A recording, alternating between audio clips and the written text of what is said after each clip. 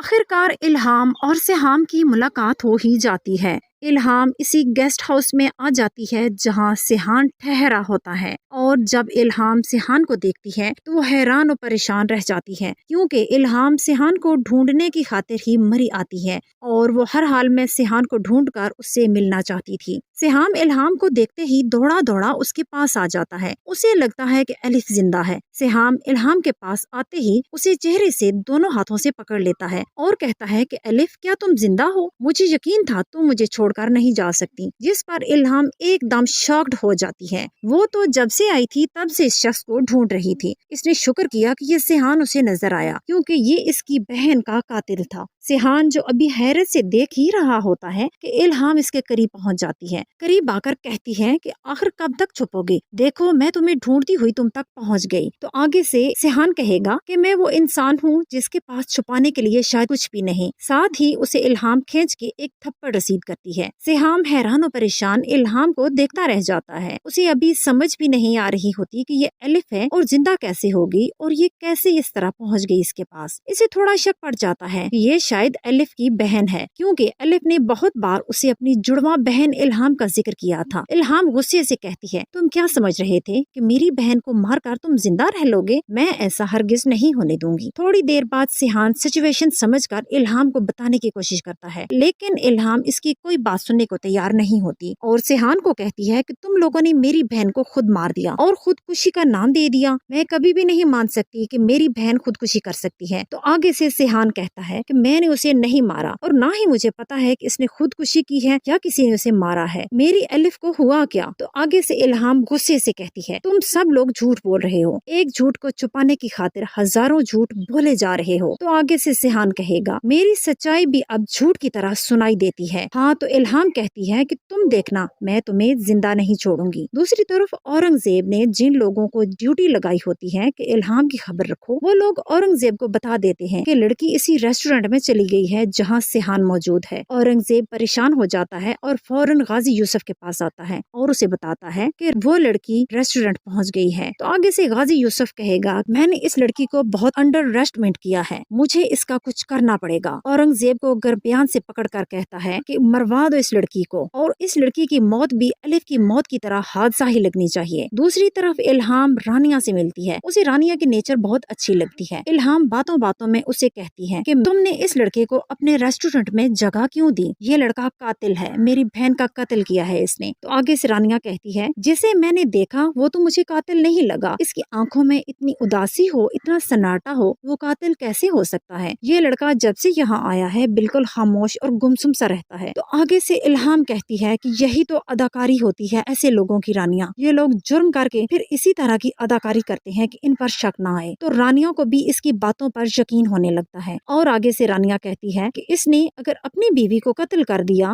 وہ شخص آپ کا لحاظ کیسے کرے گا؟ وہ تو آپ کے ساتھ کچھ بھی کر سکتا ہے۔ اگلے دن سیحان ادھر ہی جنگل کی طرف منہ کر کے کھڑا اپنی سوچوں میں گم ہوتا ہے کہ پیچھے سے الہام آئے گی اور اسے کہے گی، اپنی جان بچانے کے لیے میری بہن کی جان لے لی تم نے، اسی لیے تم نے میری بہن سے شادی کی تھی۔ اور آگے سے سیحان غصے سے چلا کے کہتا ہے، میں نے نہیں مارا اپنی بیوی کو،